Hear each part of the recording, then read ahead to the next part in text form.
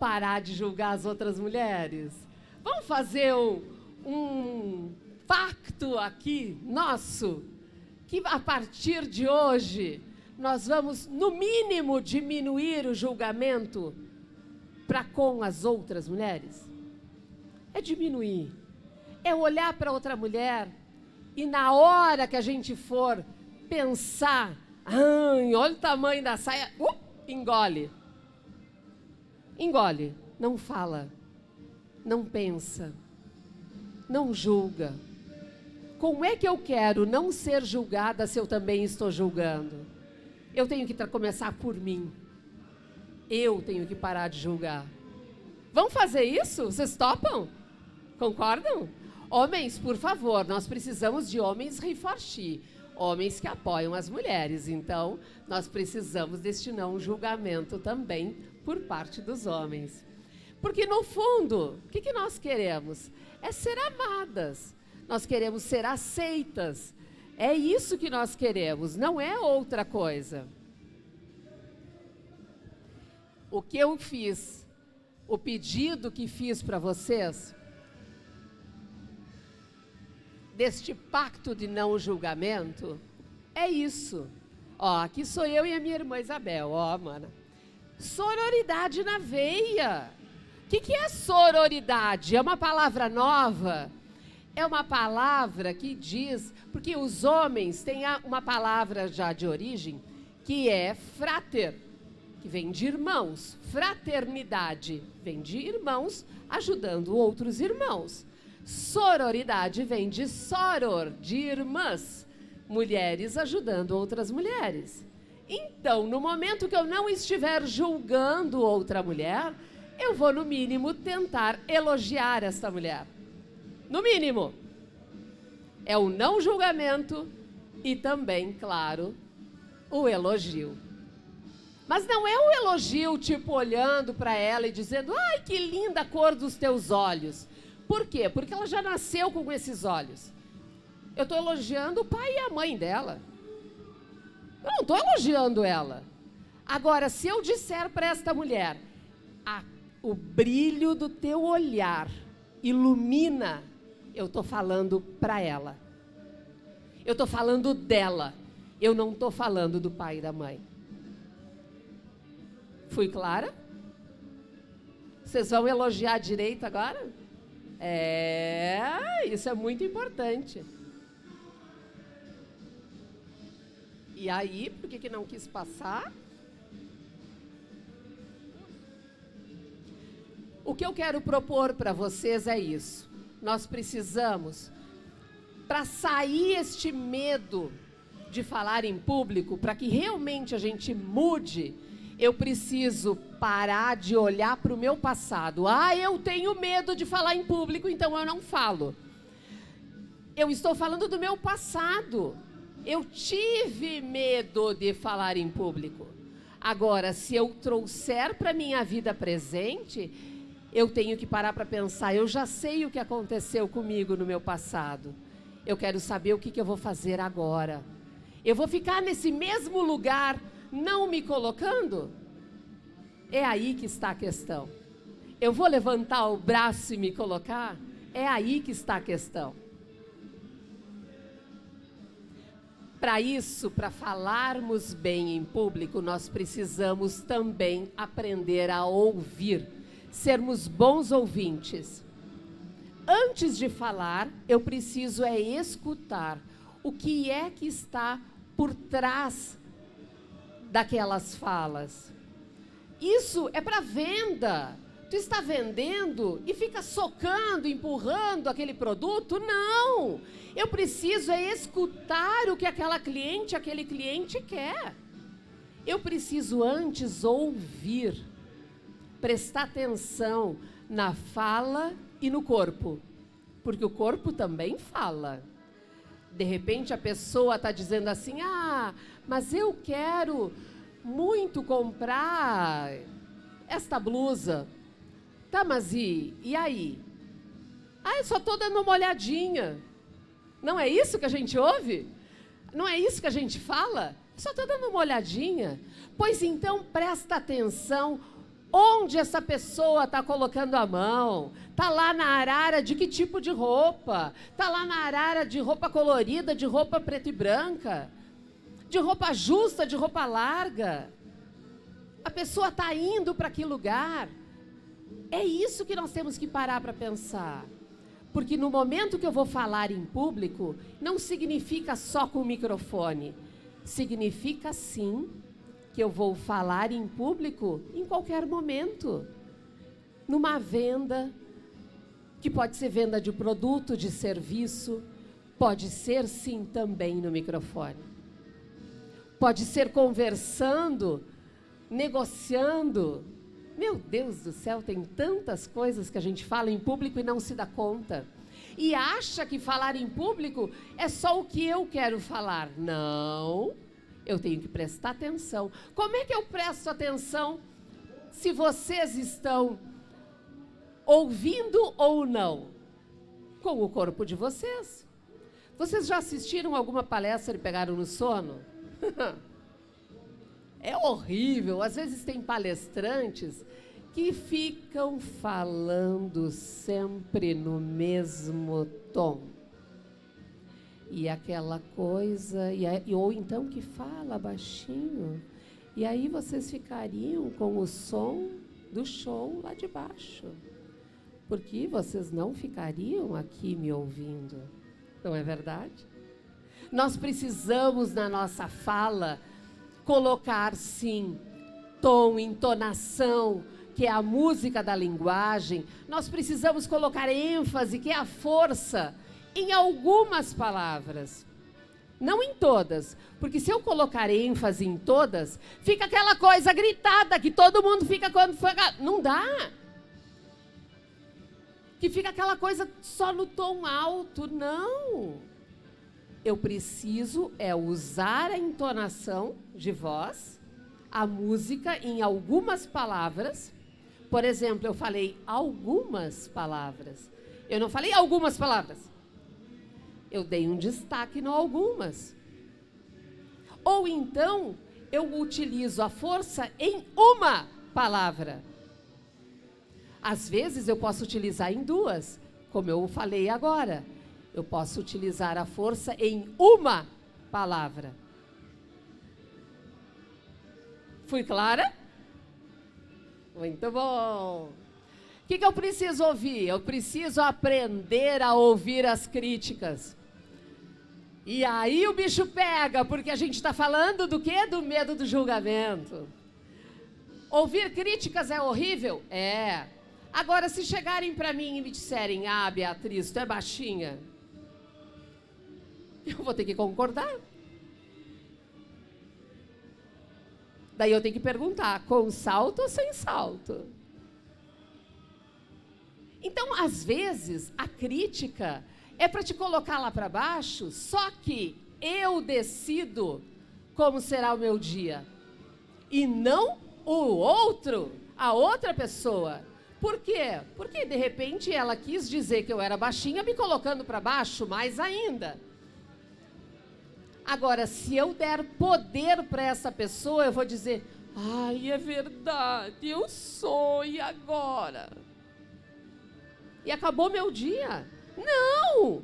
Ao contrário, o que acontece? Se eu tenho controle da minha vida e não outras pessoas, eu sei se aquilo é verdade ou não. Então, eu sei se é mentira ou se é verdade. Se a pessoa, o que falou para mim, é uma mentira, então eu vou dizer simplesmente nada, porque a pessoa está falando uma mentira. Por que eu tenho que ficar brigando, contestando? Não. É mentira o que ela está falando. Se é verdade, o que eu tenho que fazer com isso? O que eu posso fazer com isso? Eu vou concordar? Eu vou mudar? Eu preciso mudar? Porque também tem essa questão. Mas eu preciso, sim, aprender a ouvir. Numa comunicação, o que nós precisamos?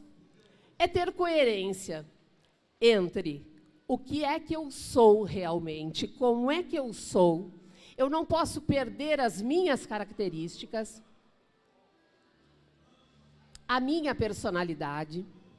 Então, nós vemos assim, por exemplo, isso acontece muito com algumas mulheres que têm voz aguda. Aquela que fala assim. Vocês conhecem? O que acontece? Pelo medo do julgamento, ela acaba mudando.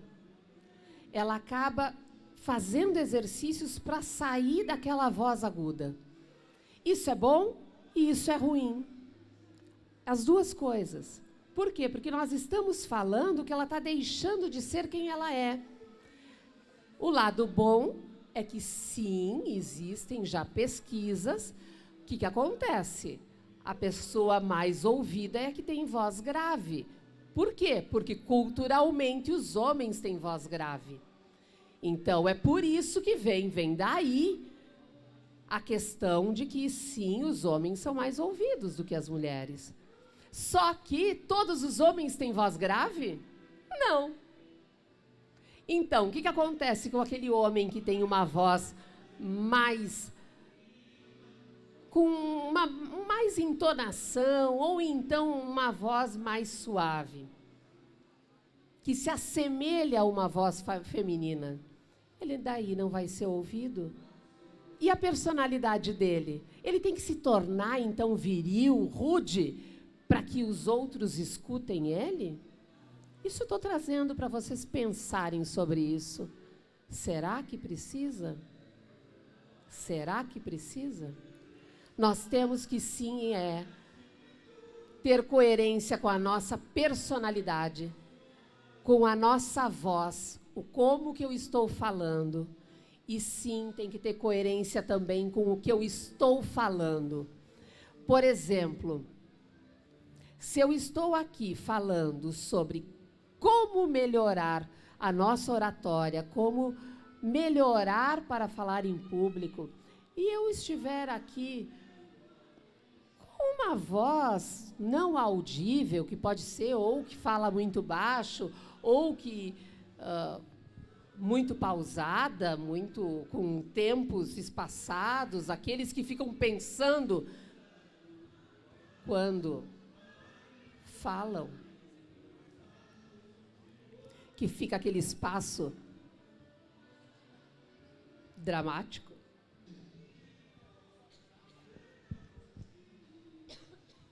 Nós temos que cuidar com o nosso conteúdo, com a nossa voz, a personalidade e também a nossa expressão corporal é essencial quando falamos em público.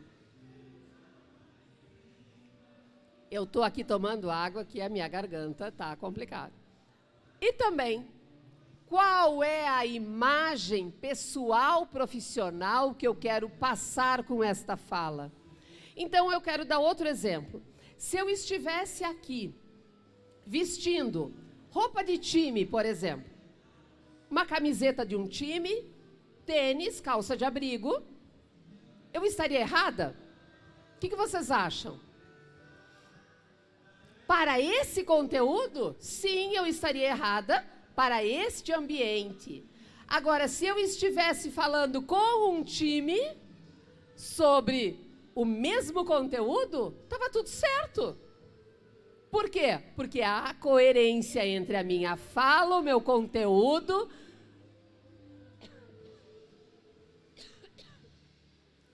e a minha roupa. A minha imagem pessoal, eu tenho que saber o que é que eu quero transmitir da minha imagem pessoal e profissional antes de falar.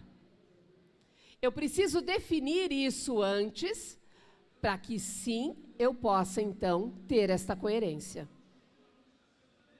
Tá claro isso? Não é o salto alto que vai dizer que tu está bem vestida. E sim, o salto alto no lugar adequado para ele. É por aí o caminho. Vocês estão gostando, gurias? Ah, não, eu estou falando com as expositoras aqui do lado, né? Estão ouvindo também. Muito bem. O que nós precisamos? Na nossa fala, nós precisamos incluir a diversidade. diversidade em tudo. Por quê? Porque senão eu não tenho coerência também de conteúdo. Se na minha fala eu estiver não incluindo as diferenças de raças, de credos, de time de futebol, não importa do que, importa sim é que eu tenha respeito. Então, por isso que eu falei que é muito importante ouvirmos antes. Eu preciso antes ouvir. Quem é que está comigo? E aí sim eu posso falar respeitando aquele grupo que está ali comigo. Eu preciso respeitar as diferenças, por quê? Porque eu não sou dona da verdade. Tu não é dona da verdade, nem tu não é. Não é verdade? Não é verdade? É verdade! Que é verdade que não é verdade, não é verdade? É! O que acontece? A minha verdade é minha. A tua verdade é tua. Se eu não respeitar essas diferenças, eu não tenho como falar em público. Se eu sou uma pessoa que não respeita a diversidade, não posso falar em público, porque daí eu só vou falar da minha verdade. Mais nada. Vamos incluir? Vamos incluir. No mundo dos negócios é essencial. Quero perguntar para vocês, a concorrência. No mundo dos negócios, quem concorre contigo? Vocês sabem? Quem? Só os homens que concorrem com as mulheres? Só as mulheres que concorrem com as mulheres? E pessoalmente, no campo, no mundo pessoal, quem concorre comigo? Quem concorre contigo? Anos atrás, até poucos anos atrás, nós mulheres só podíamos casar com homens. E aí o que acontecia? Quem era concorrente? Só as mulheres. Porque eu tinha que concorrer com outra mulher para conseguir um bom casamento. Não era assim? Pois é. Muitas mulheres ainda estão lá naquele ano de 1800 e acham que é só a mulher que é a concorrente. Então, vou dar um exemplo jurídico agora, né? Vem a Beatriz, advogada, de vez em quando, lembrando de alguns casos.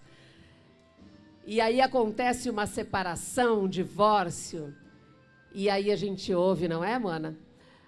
Ouvimos assim: mas aquela bruaca sem vergonha que tirou meu marido. Culpa dela!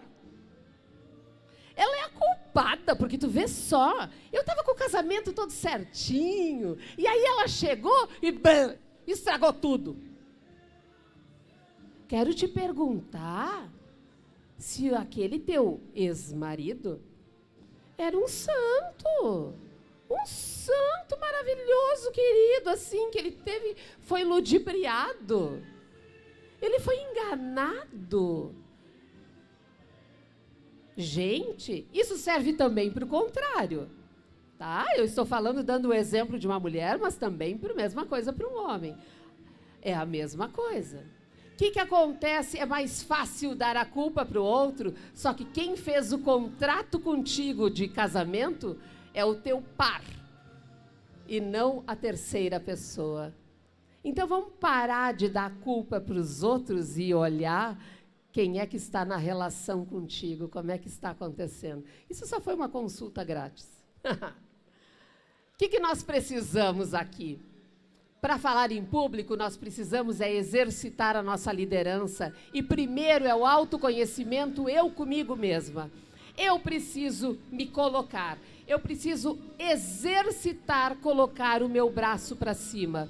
Não como Miss, que abana assim, porque daí não mostra que está suada, não mostra a gordurinha embaixo do braço, né? Que daí não levanta a mão. Não, eu estou falando de levantar a mão, de se colocar de verdade.